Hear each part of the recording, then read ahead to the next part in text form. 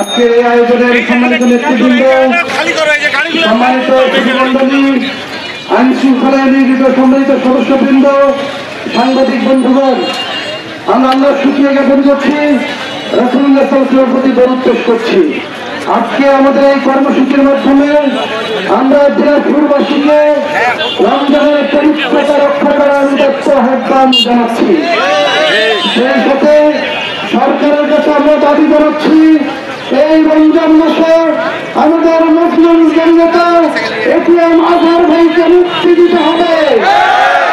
পাশাপাশি দৃষ্টি আকর্ষণ করছি, আওয়ামী সরকারের আমলে তিলে তিলে যে সকল ফ্যাসিস্ট, যে সকল ব্যবসায়ী গড়ে উঠেছে, যে সকল সিন্ডিকেট গড়ে উঠেছে, এই সকল সিন্ডিকেটের উৎপাদন করতে হবে।